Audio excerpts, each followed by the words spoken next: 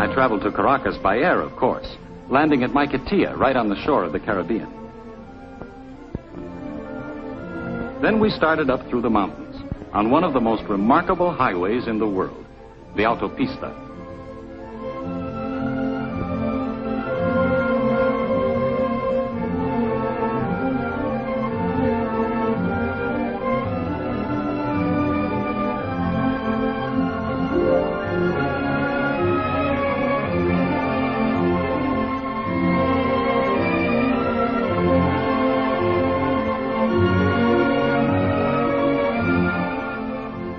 It took us just 20 minutes to climb to 3,000 feet, the altitude of Caracas.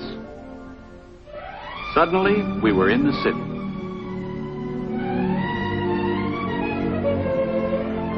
It's laid along a narrow valley just behind the coastal mountains.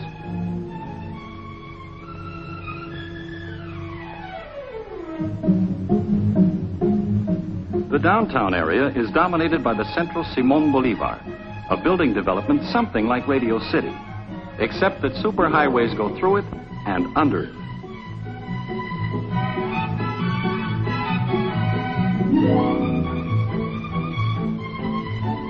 I had the driver take me for a ride around the city.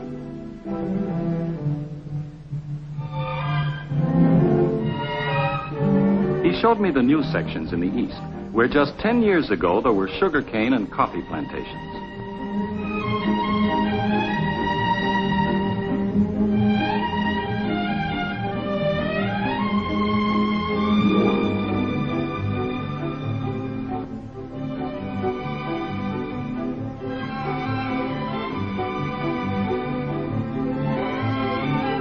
They use a tremendous amount of color on the buildings, sometimes just to vary pattern.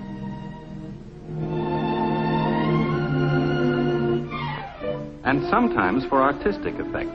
Giant mosaics, 6 to 10 stories high.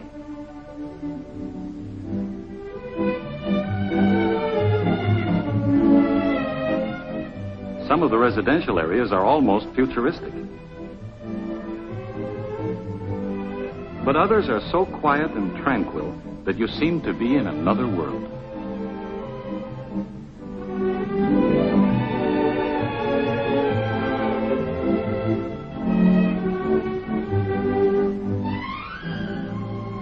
Since that first day, I've spent most of my time studying Spanish. I'm even writing this letter between classes. But tomorrow is Sunday, and I expect to see more of the city. I've told you how modern much of Caracas is.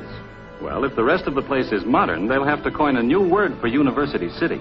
Believe me, this is no ivy-covered campus. University City is one of the impressive sights of Caracas.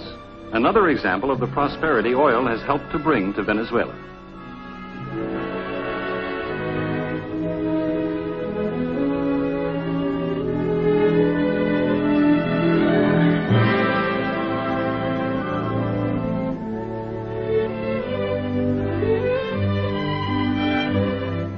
The university isn't tucked away by itself. It's part of the city, and it provides the city with many things, from medical care to a beautiful stadium for soccer and track, and another for baseball.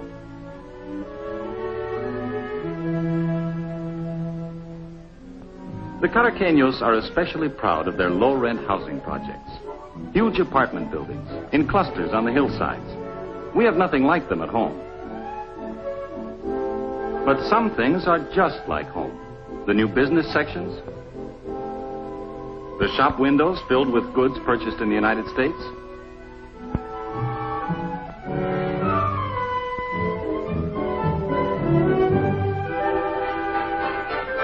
and the familiar look of all the American cars, not to mention the traffic.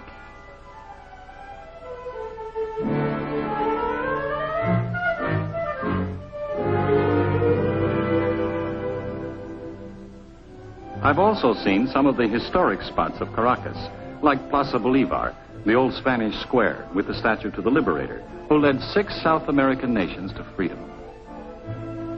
And Casa Natal, the birthplace and home of Simón Bolívar. The old colonial house is now a museum of Venezuelan history.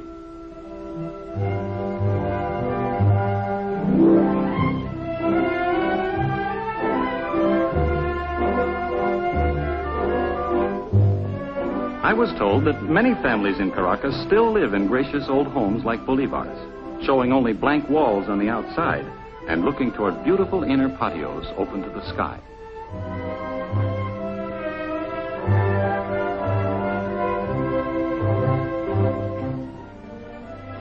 My Caracas life, for most of the past month, has centered on just one building, the Spanish school.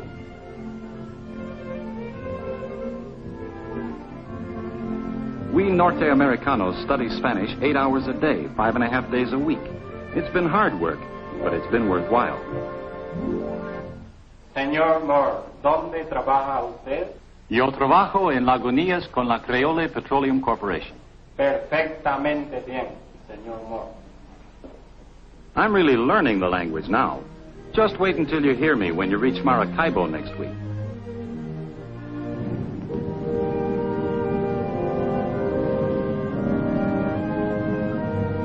Atención, por favor. La línea aeropostal venezolana anuncia la llegada del vuelo número 201 procedente de Miami.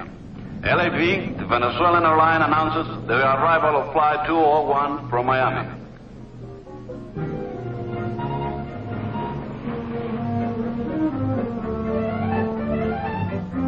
Su atención, por favor. Después de cumplir requisitos de migración y aduana, los pasajeros saldrán por la salida este del edificio. Following immigration and customs clearance, passengers will exit at the east end of the terminal.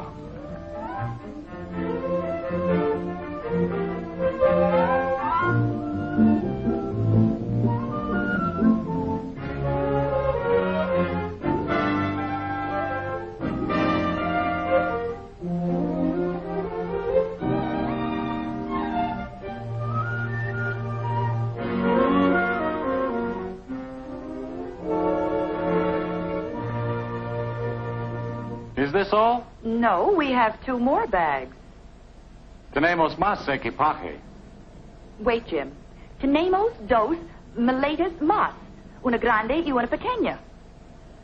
La pequeña es mía. Oh, no. We've been studying Spanish, too. Well, that's how it goes. You work hard to impress your family, and they end up telling the porter what luggage he has to find.